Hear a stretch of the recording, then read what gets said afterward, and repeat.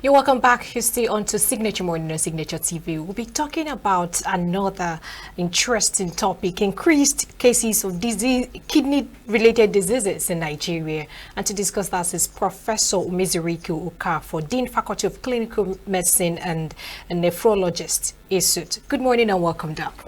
Good morning. Yeah. Happy New Year. Good morning. Same to you. A great day. Right, so when we hear kidney-related disease, can you give us an overview of what it is? Yeah, the kidney, a great organ created, well, by God, and look tiny, constitutes just about 0.1% of our total body weight. But it's such an organ that plays a very critical role in our being alive, in our living. It's such an important organ that it receives almost a quarter of the blood that comes out of the heart, as tiny as it is. And obviously you can understand that if such volume of blood passes through that tiny organ, it's bound to have some issues as relates to the health of the kidney. So there are a lot of also diseases that are related to it, ranging from most other causes of diseases. It can be inflammation, it can be infection. It can also have tumors. Yeah. Injuries, traumas are not very common because of also one of those attributes that they have. The attribute of being protected even from formation is covered by, wrapped by other organs. So injury is not a very, trauma is not a very common related disease that we have there. But one of the greatest challenges that we have is that those diseases that affect the function of the kidney, it has diverse functions. So those diseases that affect the functions of the kidney are one of the greatest menace of the society currently. So summary of response to your question is that there are diseases related to kidney, ranging from just infection, urinary tract infection, to some severe other diseases that affect the function. I must also note here that there are other systemic diseases that affect the kidney. For instance, hypertension, for instance, diabetes, for instance, sickle cell disease. So in fact, even when other organs, especially the heart, is affected, the kidney also is not having directly affected. So what are the reasons for the increased cases of these kidney diseases? Yeah. Let me also start with is our country, but the truth is that globally, the increase in kidney disease is global, is everywhere. No country is spared, but countries are better equipped, you understand, to handle the challenges than other countries like ours. In our country here, I left medical school over 30 years ago. And when, as a student, yeah, we saw sparingly, what do you call it, very few kidney diseases that led to that. Maybe that so many of them couldn't survive to get to be seen in the hospital. Maybe. But the truth about it is that with all that we are seeing, that could not explain the surge that we're having. One is that there's increase in the number of people that are having hypertension. And hypertension is an important cause of kidney disease. There are increase of people that are having diabetes. Diabetes is an important cause of kidney disease. And there are increase of knowledge. In quote, why I say in quote is that, you know, you have positive knowledge, you have the ones also that are harmful to us. For instance, there are a lot of things people take for supplements, herbs, detoxifiers, one thing or the other that we take that our body were not exposed to initially. It's playing a very critical role in this search. For instance, I have a patient yesterday. In fact, that patient came from China. And in China, they had kidney disease, obviously came back home. And after what we spent, and painfully, this young man had what called acute or chronic kidney disease. So there's chances that we could also have, in fact, we're able to achieve pulling him out of dialysis, which we started, because the kidney started improving. Then he disappeared. And I saw him 2 days ago. It was down, completely down. I almost stopped passing urine. What happened? They already told him that, look, this kidney disease and dialysis is a farce. and that there are things that is going to take, that is going to help everything and cleanse off everybody. And what are those things? Some herbs. So the surge, you understand, is multi. There are a lot of factors that cause the surge. But one of the greatest challenges we have, which I will always be grateful, not just to Signature, but every of those media houses that have given us the opportunity to share this with the populace and educate them that the kidney disease is supposed to be going down. Like most developed countries, is increasing because people are surviving better. I don't know if you understand. People survive better, they live better, so they live new ones, and that's the increase. But what is that? People are dying, and it's still increasing. That's the new cases. You understand? The new cases are increasing here. But over where things, people are knowledgeable enough, people are surviving better. Few ones are gone. So that's why the increase in their own. But our own is that even though they have it, are dying, so new cases are coming. And obviously, and that's the surge. So I will forever be eternally grateful to you and some other media houses that are giving us this opportunity to share that these diseases, they are preventable. Thank you. So really, I'm just wondering, Charles, I know a lot of people say lifestyle will also contribute to, some lifestyle choices also contribute to this. But then again, to what extent does normal lifestyle of people or the choices that may contribute to this increase in disease, kidney diseases? Yeah, you know, when I was answering the other question, I told you about the surge in hypertension, the surge in diabetes. In fact, the two that are the most common cause of, especially the chronic kidney disease, which is most of the ones that we have globally. And you find out that, like here, there's westernization of our lifestyle. There are things we are linked to that is here now, you understand, and is affecting. For instance, let's start from even some of those small inimical one, obesity. You understand, obesity.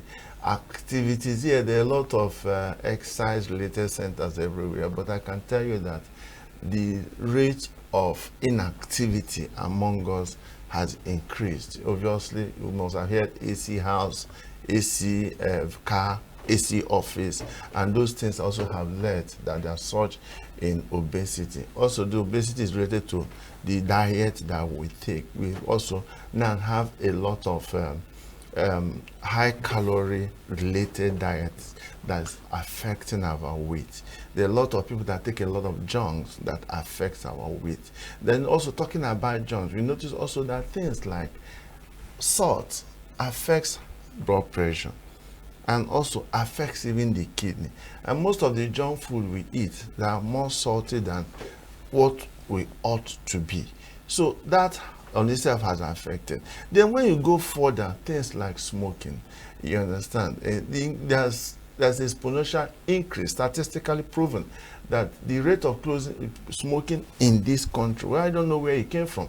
I just came from the village, and I can tell you it's alarming. The rate of all manner of tobacco that is being smoked. And cigarettes have been associated with kidney disease. Cigarettes has been associated with hypertension. You remember hypertension also causes kidney disease. So, you know, talk about obesity. Obesity also have a hand also in causing diabetes. Then I also have mentioned about people taking a lot of things, you understand, the name of supplements and things like this also have been contributed to this surge. Then the issue of alcohol. You know, someone will ask you, you say you take a lot of fruit to prevent. Yes, we take a lot of fruit to prevent kidneys. But if alcohol may not be very direct, but a lot of indirect effects on the kidney. It has impact on the heart.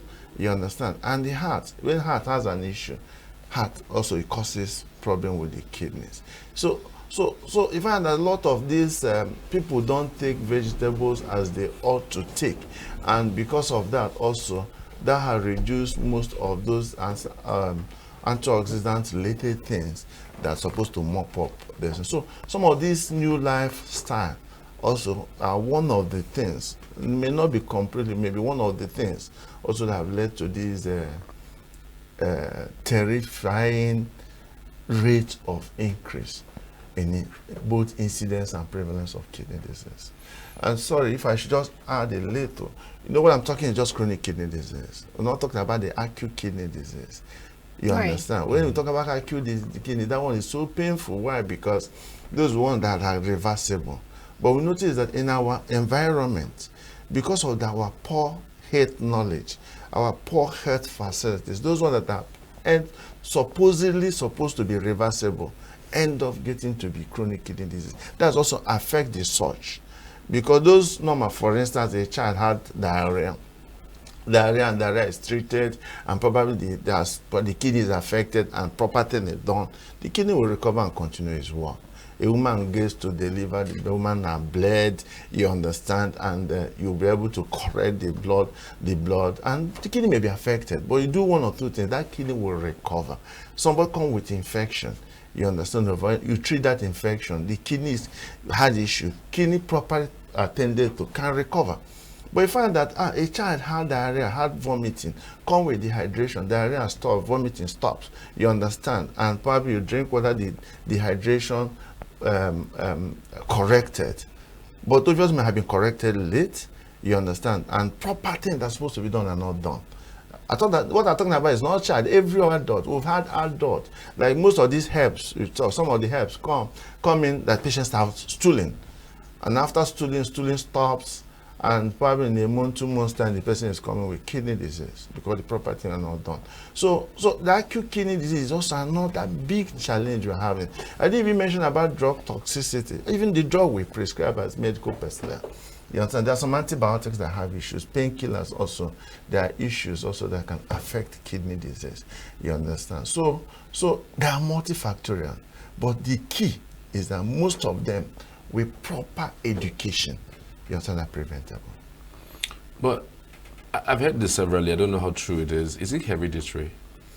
Yeah, you know, kidney disease, we also say it's a family affair. But that constitutes less than 1% of people coming with chronic, or less than 5%. Let's say but it's not. I don't think it's up to 1-2% of people coming with chronic kidney disease.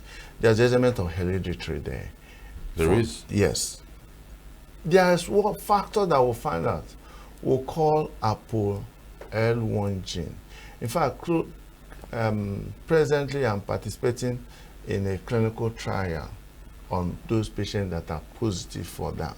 ApoL1 gene is a gene that we'll find out that is more in the blacks, especially the African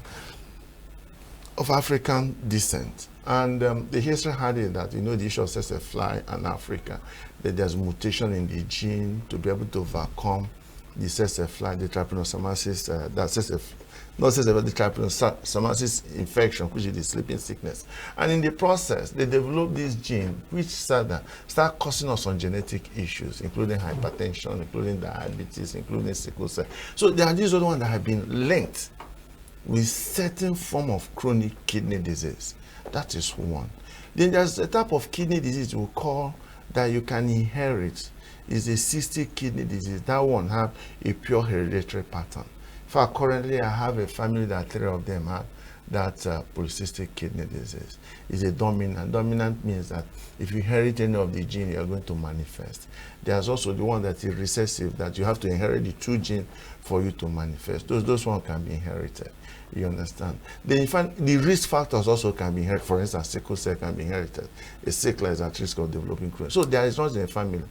But I must also add, irrespective of this family-related issue, the right thing done. I have a patient that have adult polycystic kidney and died at the age of 85 years without going through dialysis because the right thing was started early and they were done. I don't know if you understand. It's just the same thing that you have diabetes. Your family have diabetes. Your family, like my own family, they used to be fat, big. I remember my brother teasing me. He made you start walking fat. But I made up my mind I will not be obese. And I'm not obese. So you can still be at risk as per family inheritance. You understand? I can still be able to take care of it. Another interesting part is also to, note the access to healthcare in terms of, particularly in the side of nephrology services in Nigeria. How accessible is it?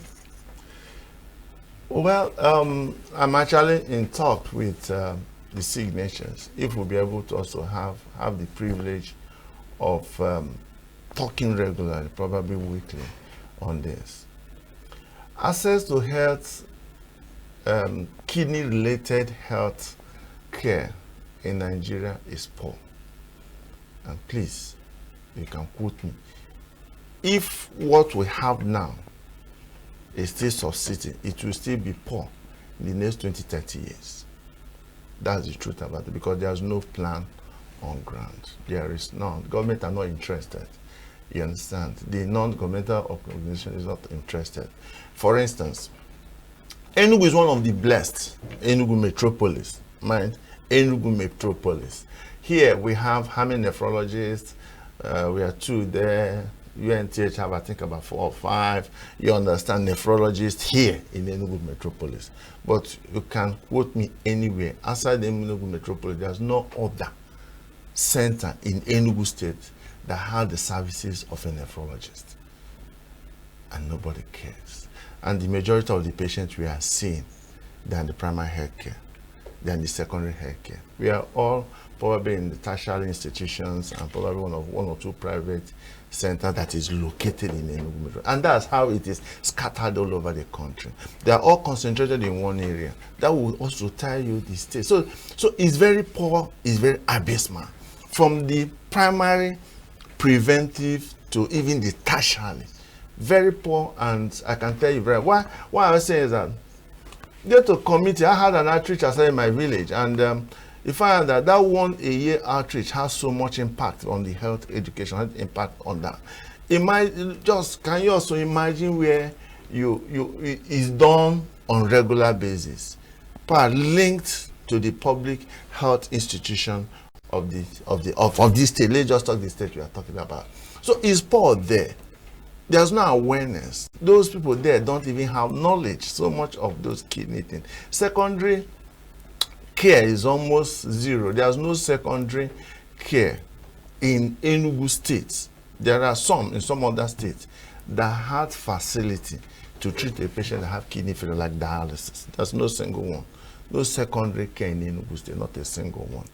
You understand? And well, obviously, you know that kidney transplant in Nigeria, you understand, is neither here or there. We have kidney transplant, yes. We have done up to 1,000, but by who? By how many? So about over 15 centers have had their hand, but it's only 3. In fact, it's only 2 that can confidently, but just leave 3, give 3 that can say, I walk in and do kidney transplant. So when we talk about 1,000 transplants, we find that the 3 of them have done almost 99% of the transplant that we have in these nations.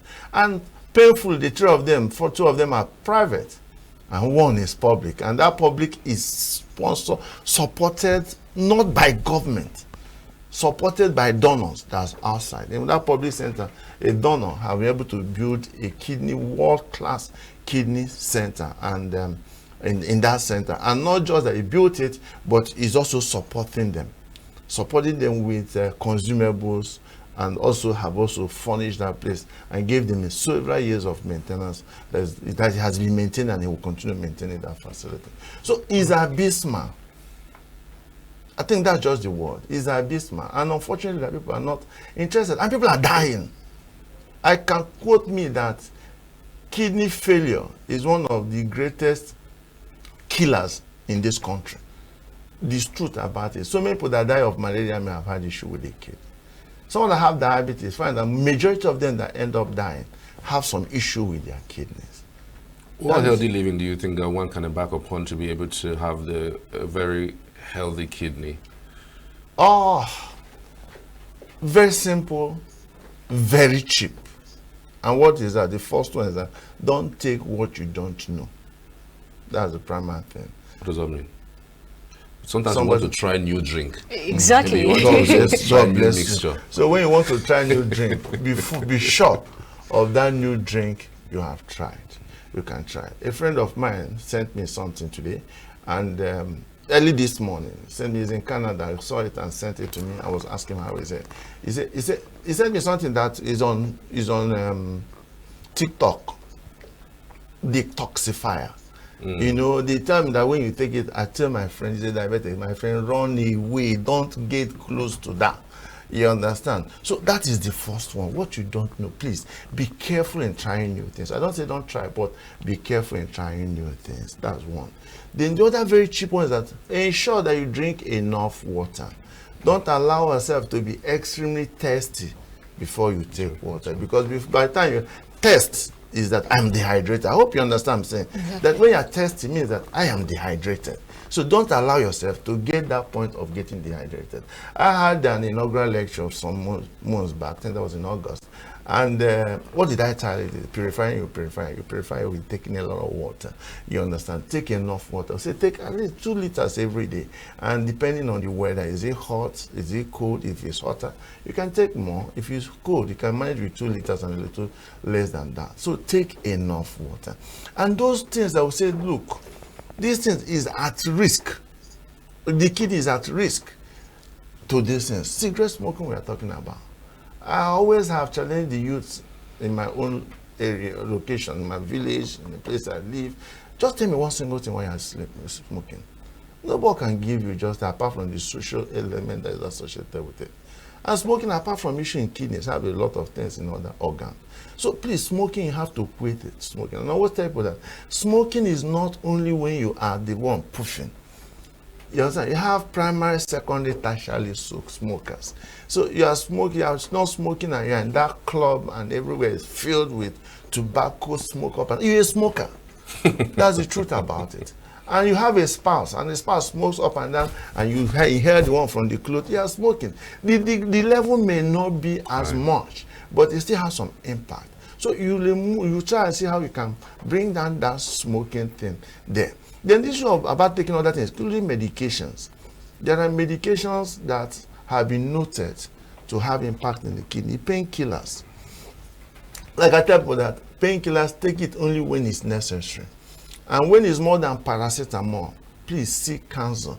And if you must take more than paracetamol, don't take more than 4 or 5 days at a stretch. You can take and give your kidney some break, you understand, before taking it. But it's always better that you get to somebody that is knowledgeable that will give you and prescribe those medications for you.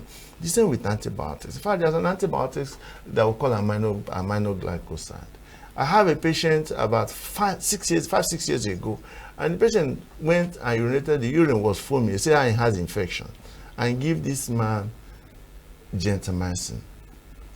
Beautiful, wonderful, effective, cheap antibiotics.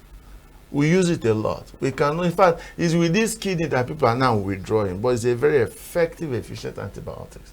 But when you don't use it well, it causes cancer. So what happened? We went also met a pharmacist that prescribed gentamicin, which is one of the drugs that was claimed to be sensitive to the organism they grew. And by the time the man finished 2 weeks of gentamicin, the kidney packed. That man unfortunately ended up also having kidney transplant. You have also one that have osteoarthritis. You know, if you get close, they'll have osteoarthritis that for 10 years or taking painkillers every day for 10 years. That one ended up with kidney transplant. So some of those things, you understand, you try and reduce them. And please, if you're hypertensive, lay your blood pressure be properly controlled. If you are diabetic, lay your blood glucose to be properly controlled. Then there are certain things, you know, we talked about there are some infections we have during our adolescence when we were younger, sore throat, probably skin infection that end up also generating some what we call antibodies in the body that attack the kidney. You understand? So if you have a kid that have sore throat infection, skin infection, please treat it properly. Let it be treated properly with antibiotics to reduce generation of those antibodies so that they will spare your kidneys. And that's also, you know what I talk about? When we talk about kidney, we focus on the chronic kidney disease. Why? Because that's the one that comes in, that's the one that is eating us raw. But acute kidney injury, as I said, is there. If you have diarrhea, if you are vomiting, find a way to replace that fluid. Because kidney loves water. Kidney needs water. Kidney, the water is like what you call, is like is it the fuel or the engine oil or whatever. That's what kidney needs. Because for it to extract those waste and stuff like that, it needs enough. If it doesn't, that means it's going to try to grind it hot.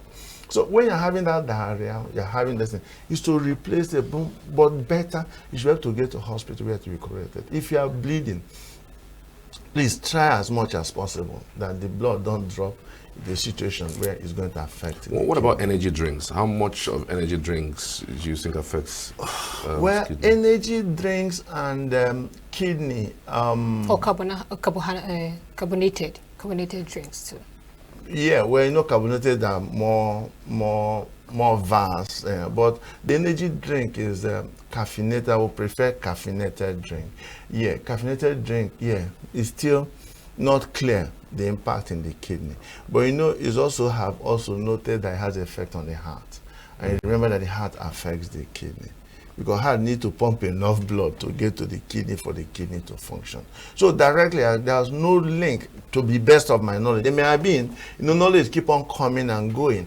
You understand? To the best of my knowledge, there's no direct link right now on those caffeinated energy drink.